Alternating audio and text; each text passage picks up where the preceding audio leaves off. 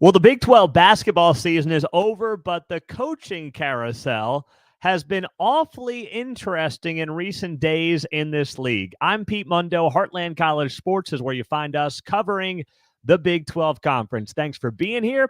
If you thought this show was going to end or go on a hiatus because football was over and basketball came to an end, well, you're not paying close enough attention. We are going to be here with you multiple times a week on this show, on the podcast, on YouTube. Hit that thumbs up right below the video, and we will have plenty of content coming your way because guess what? The news cycle doesn't end. It's always rocking and rolling, and we are here for you at Heartland College Sports covering the Big 12. So let's dive in to the last few days of the coaching carousel in this league. Let's start off with the Jerome Tang saga of the last, handful of days here. So Jerome Tang was at one point, according to solid reports, the top target of the Arkansas Razorbacks. It was Chris Beard at Ole Miss, and then Jerome Tang's name popped up. And understandably, you go back to last Friday, and man, K-State Nation was all in a tizzy. The Wildcat faithful were awfully nervous there for a few hours. They thought something was going to go down with their guy, Jerome Tang, and they didn't like it for 1 second. And understandably so. It has been a rocky year for Jerome Tang and the Kansas State Wildcats, not just on the court, but what's happened off the court. And frankly, what's happened off the court ultimately drove a lot of what happened on the court, most notably the Naquan Tomlin situation. He gets booted from campus. Some issue happens at some establishment downtown, and it becomes a standoff between Jerome Tang and university president Richard Linton. So by now, we're all well-versed on the situation and what happened, but it's very clear that Jerome Tang did not forget. Jerome Tang, as much as he loves Kansas State, he understandably has a problem with a university president who wants to meddle at the micro level in every little thing that's happening with certain student athletes. And that's not his job. That's not. You have to trust your guys. You got to trust Jerome Tang. If there's a guy who's going to hold his players accountable, you look at how Jerome Tang wears his faith on his sleeve. You look at what his track record suggests, going back to his time under Scott Drew, over his couple of years here in Manhattan. And, you got to trust him. You give the guy the reins to the program and you let him do his thing. Of course, within reason, but you let him do his thing. And Richard Linton at Kansas State didn't do it in that situation. And Jerome Tang, understandably so, still seems a little bit pissed about it. Now, as Friday was going on, did I think that Jerome Tang was actually ever going to leave for Arkansas? I didn't. He's just not wired that way. He's not the kind of guy who sat on the bench at Baylor for, we're talking what, a couple decades? He sat on that bench for Baylor, and then you finally get a job where you are a perfect fit. He is just an outstanding fit for Baylor. For Kansas State coming from Baylor. And you're going to throw that all away, all those good graces away after an Elite Eight run because you're pissed at the university president? Now, I get why you are, but eventually you got to take a step back and you got to say, what actually makes sense here? Running away to Arkansas did not make sense. And ultimately, it was never who Jerome Tang was to make a move like that. He's learned from Scott Drew, who's gotten every job offer under the sun, and he hasn't left in 2 decades at Baylor. He knows what he's got. And having that level of comfort and trust with the right people, like a Gene Taylor, the athletic director, matters. And that's ultimately the answer I think that Jerome Tang came through. And also, it was noted by Jeff Goodman of Field of 68 that Jerome Tang and his family love Manhattan. And that was confirmed by a Kansas State assistant on social media on Sunday. So I understand why Kansas State fans were like, oh my gosh, our guy's going to Arkansas. This is worst case scenario. Burn the whole thing down. Richard Linton, they were ready to, start toilet paper in his house and whatever. I didn't think it was going to get there. But I do think Jerome Tang sent a message to the university. And I think he sent a message to Richard Linton. And the message was very simple. Don't pull this kind of crap again. Don't get involved in my business. Do your thing as a university president. If it's egregious, okay, come to me, let's talk. But I think Jerome Tang, for 6 to 12 hours, wanted to make certain people around Kansas State sweat a little bit. And I don't blame him for doing that. I have no problem with Jerome Tang making some key people sweat a little bit at Kansas State. It's kind of like when, your girlfriend or boyfriend breaks up with you for a couple hours, and they just want to make you sweat, right? They want to tweak you. They want to make you realize how good you got it when you're being a knucklehead. We're done. I'm breaking up with you. I'm never coming back. A couple hours later, all right, let's talk it through. That's what it feels like Jerome Tang did. And I'm okay with that. I think that message, frankly, needed to be sent because there is a level of comfort with Jerome Tang that exists, and that's okay. And he's earned that, and both sides have placated that very well. But reminding everybody that if Jerome Tang leaves, there's not an obvious, easy replacement. There's not. So let's just realize we got a good guy here. I mean, heck, look at Oklahoma State. Look where they were fishing. Jerome Tang leaves. I promise you the next Jerome Tang is not showing up. Now, some of you might be on the fence still about Tang because he missed the tournament. I think you got a home run guy there. You saw that during the Elite Eight run, and this year would be completely different. This season would have been totally different had it not been in part derailed by the university president getting involved in business he had no business being involved with. So that's the point Jerome Tang was trying to make, and I think he made it effectively, and I really was never all that worried that Jerome Tang was going to go anywhere. Now, elsewhere around the Big 12 coaching carousel, you had this last week. Steve Lutz hired by Oklahoma State as their next head coach. All season long, we talked with our lead basketball writer, Matthew Postins, whether or not Mike Boynton was going to make it. He said yes. I was on the fence. I said no. Then I came around and I said yes. He convinced me. Boynton got blown out. In hindsight, I don't have any issue with it. There was nothing to suggest it was getting better anytime soon with Mike Boynton. His style of play was not going to effectively win in the Big 12 because he was doing what a lot of other teams do with lesser talent, right? He was slowing the game down and trying to beat them at their own game with guys who were never as good and never as experienced. And frankly, it was really boring-ass basketball. Let's just call it what it was. So you bring in this guy, Steve Lutz, who was at Western Kentucky last year for 1 year. Before that, he was at Texas A&M Corpus Christi. But he's another guy who's got a very long track record as an assistant coach. Spent a long time at Creighton. A great program, by the way, as we all know. Spent a long time, handful of years at Purdue. Helped recruit Zach Edey at Purdue. Then he went out on his own, Texas A&M Corpus Christi, where he won the conference tournament his 2 years there. He got to the NCAA tournament each of his years at Texas A&M Corpus Christi. And then this past season in the Conference USA, he got his Western Kentucky Hilltoppers to the NCAA tournament. My first reaction was very much blah. I was like, really? Now, not that I thought Oklahoma State was going to get Dusty May, but I just wasn't impressed when I thought of Steve Lutz in Western Kentucky. But the more I dug into Steve Lutz, the more I said to myself, you know what? I'm viewing this through the wrong prism. Oklahoma State's not a desirable job right now. So this is actually a pretty darn good hire. Like, the Gallagher-Iba days are obviously long gone. I mean, that's a thing of the past at this point.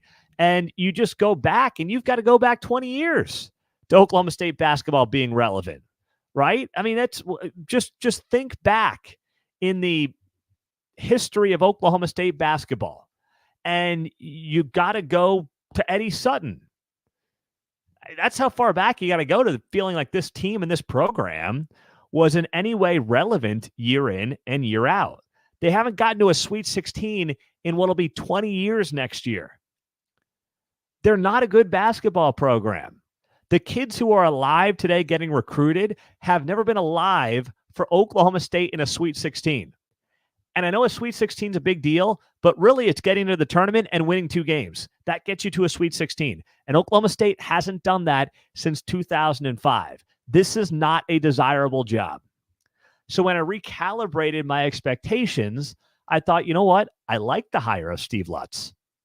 When I realized that, first off, he's got the local regional ties. He's from San Antonio.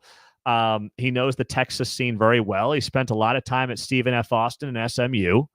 Head coach, of course, at A&M Corpus Christi. He knows how to recruit that part of the country. That's important for Oklahoma State basketball. You think about his time under Greg McDermott and Matt Painter. I like that. Check off the second box. You look at his style of play. Run up and down the floor. The Hilltoppers ranked number 1 nationally in adjusted tempo, according to KenPom. You got to like that. They're going to run, gun. It's going to be exciting. And that's what, frankly, Oklahoma State needs to get butts back into the seats. I don't know if they're ever going to fill in Gallagher-Iba again. The stadium, in hindsight, was too big. But remember, that arena was built pre-Oklahoma City Thunder. It really was a perfect storm, right? That arena gets built before the Thunder come in. The Thunder come in, they take all the energy out of the room in that state for basketball, and then the Cowboys fall off a cliff as well. So it's been a rough go of it when you think about, where this venue is right now and how it's grown to be, 13,000+ as of the turn of the century, and it was just too big. It's never going to sell out unless it's like, the last Bedlam game. That's it. But if you're going to get a guy who's going to come in there, run, gun, exciting, up and down the floor, that at least gets people interested. And then you start winning, and you really got something cooking there in Stillwater. So when I dug into Steve Lutz a little bit more, and I realized what Oklahoma State basketball was at its core, I liked the hire a lot. And it makes a lot of sense based on what the expectations were and who was actually realistically someone who would take the job. Here's my biggest fear for Oklahoma State hiring a guy like Steve Lutz. They get Brad Underwooded. Brad Underwood was a great hire and a great coach for Oklahoma State for Stephen F. Austin. He came to Oklahoma State. He lasted 1 year, and he bolted for Illinois. Now, why? I'd have to go back and kind of remember why.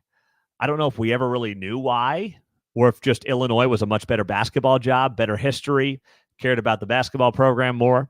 I don't know for sure what Brad Underwood's motivation was. But if Steve Lutz shows up in Stillwater and has a banger couple of years, my biggest fear is that he would be gone. And then you end up with Mike Boynton 2.0. You can't make that mistake again. But I'm more fearful of that at this point happening. That Oklahoma State loses a solid head coach after he proves himself for a couple of years in, a tough job and a really tough conference. That he goes and grabs his money somewhere else. I hope it's something we don't have to worry about. But listen, if you're an Oklahoma State fan, you got a little PTSD after what's gone on with this program the last bunch of years. There's no doubt about it. Pete Mundo, Heartland College Sports. Great to be here. Thanks for joining us as a part of the show. Hit that thumbs up below the video if you're watching on YouTube, and make sure you subscribe to the channel as well. We always appreciate you joining us, and check out our free Heartland College Sports message boards as well. I want to spend a few minutes on some breaking news here. This took place this past Sunday night. T'Vondre Sweat, former Texas defensive lineman, arrested for DWI, driving while intoxicated. He was apprehended by the Austin Police Department Sunday afternoon, taken to Travis County Jail. It's a Class B misdemeanor in Texas, punishable up to 180 days in jail, fine as much as $2,000 or both. So we don't know exactly what's going on with T'Vondre Sweat, but something really had me hot and bothered on social media when I saw this on Sunday night.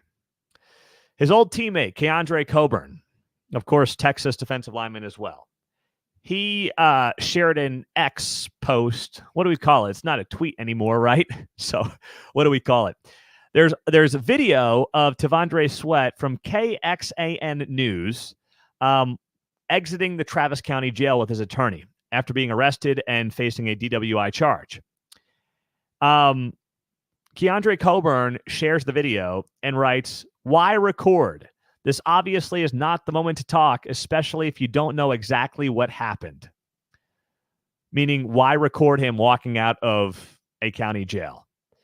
The fact that Keandre Coburn is more mad at a random media dude, a random TV reporter, filming his boy walking out of a county jail than he is his own buddy driving while intoxicated, allegedly, is just everything that is wrong with this situation.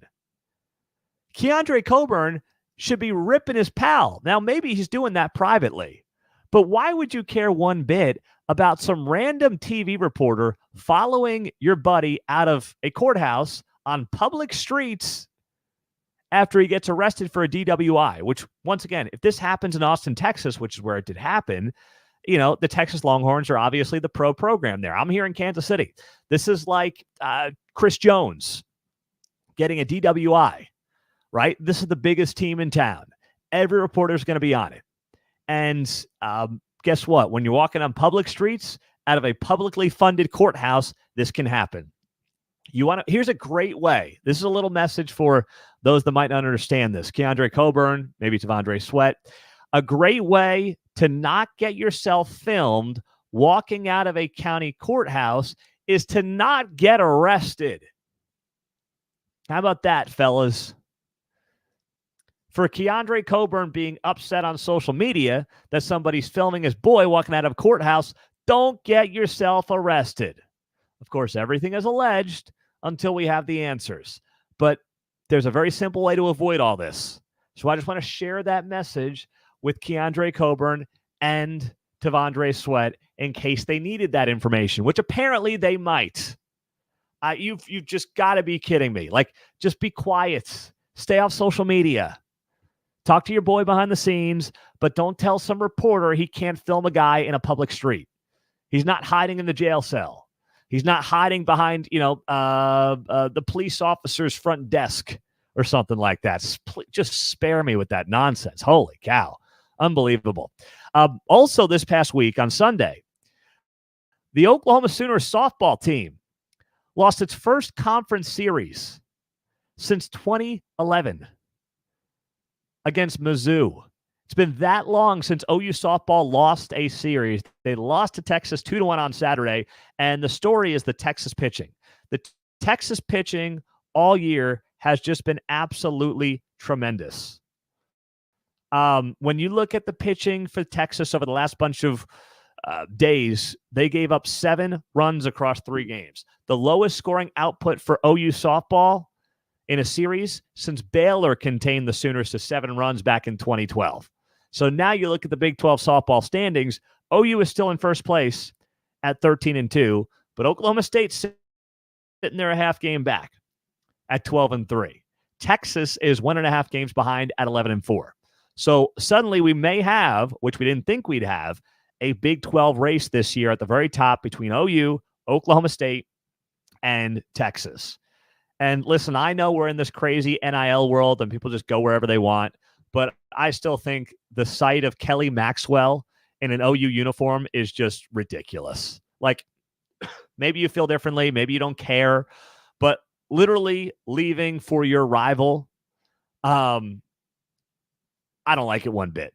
I don't care for it. I don't think it's good for the sport. I don't think it's good for anybody involved. There's nothing about it I like. And who was it who left Oklahoma State for OU in football? Was it, was it Trace Ford who did that, right? Oklahoma State to Oklahoma. I think he's the one that did that. And he had a bust of a season for OU. So sometimes karma's a you-know-what when it comes to, making a move like that and transferring that much inside your conference. Not just inside your conference, but you're literally talking about transferring to your biggest rival. I hate everything about that. So it has been a very busy week, busy few days in the Big 12 Conference. We'll have much more coming your way here as the weeks roll along. And let me add this as we put a bow on this show. Big 12 Mexico got delayed. By now, you probably saw the news that the Big 12 was scheduled to play games in Mexico. And they have decided to put that on hold until 2025. That was supposed to be also a KU and Houston basketball game. They pushed that back a year. Can I just sit here and say I'm fine with that? In fact, I hope, and I like a lot of what Brett Yormark has been doing. But let me say this here at Heartland College Sports. I don't want any part of Mexico. I don't care about Mexico. I don't want to do business with Mexico. I don't want to give Mexico $1 of my hard-earned money right now. The relationship between these two countries is not good for a plethora of reasons I won't get into because we're talking sports here. But you know as well as I do, unless you've got your head buried in the sand, that there is a major issue between these two countries. And while the Big 12 is looking to expand, and I get what they're going for, I am not interested in building this brand in Mexico and giving them revenues that could be going to our small businesses and our universities on and around our campuses. I'm just not interested. Maybe you want to hop on a jet and you want to go down to Mexico and make a weekend out of it. I'm not. The Big 12 can be creative. The Big 12 can do different things. The Big 12 can play in different venues. You know, you can be creative if you want to be creative, but Mexico, count me out. Count me out. So this thing gets delayed till 2025, and we are going to monitor it to see how it plays out. Jeremy asking a question here. I'm going through some of your comments on YouTube. Pete, do we really need those transfer portal worst case scenario articles? Those are pretty cringe. Okay, these have been controversial on the website, so let me address them here. If you haven't seen this, we have our managing editor, Brian Clinton, has been going through transfer portal scenarios on the website, like worst case transfer portal scenarios. And I'm going to do a big show on the transfer portal next weekend because it's opening up again on Monday, next Monday. So we're putting together off-season articles basically saying what's the worst case transfer portal scenario for, we've done Oklahoma State, Ollie Gordon, and then we've done Avery Johnson as our other worst case transfer portal scenario. And we're doing it not because we're predicting it, not because we think it's going to happen, obviously not because we want it to happen. We don't want Ollie Gordon going to OU. We don't want Avery Johnson going to A&M, but we're just putting together off-season content for you guys to consume. And we're obviously prefacing every article by saying, here's what's about to happen. Josh Pate and many other college football national guys have reported that this spring, the transfer portal is going to be unlike anything we've ever seen. It's going to be insane. You're going to see guys that you never thought you'd see leave left and right once spring ball ends and the spring transfer portal block opens up. It is going to be chaos. This might be the thing that breaks the sport and really forces all the folks involved to come around a table and fix it. It is potentially going to be a nightmare. So we have put these, what we call just fun articles together to say, hey, what if this happens? What if that happens? We're not predicting it, but it's the time of year when we're writing content and producing content that's fun, that's creative, and that's just making you think. That's the only purpose of it. I wouldn't look into it too much more than that. I wouldn't take it personally. It's certainly, if you read them, they're well thought out, they're entertaining, but view it as just entertainment, right? Just view it as that. Not something we're predicting, not something we certainly want to happen. Just view it as pure entertainment to say, what if these crazy scenarios play out? Because there will be stuff that plays out the next few weeks in the transfer portal that none of us see coming. It's going to be an absolute zoo. More than most of us, and I'm including myself in this, probably realize. So that's really the purpose of those articles. Just don't view them as anything more than fun, entertaining content. Don't take them too seriously. They're not intended, they're not clickbait. If you read them, they're 1,000-word pieces, but they're just meant to be fun and get the mind thinking as we get through the offseason together. All right. In the meantime, join us on the message boards. That's a great way to interact with us. The website's going to be getting an overhaul here. I'm letting you in on that little secret and tidbit in the weeks ahead at Heartland College Sports. And that's in large part because you guys have been so supportive of us over these years. So we're going to refresh, rebrand, and now it's a great time to get on the Heartland College Sports message boards, interact with us, and have a great time meeting other Big 12 fans. I appreciate you guys. I love you guys. We love the Big 12 here, and we hope you have a great rest of your day. Subscribe to the channel. Hit that thumbs up button. Subscribe on the podcast as well. Leave that 5-star rating and review, and we'll talk to you guys soon. Have a great day. Go Big 12.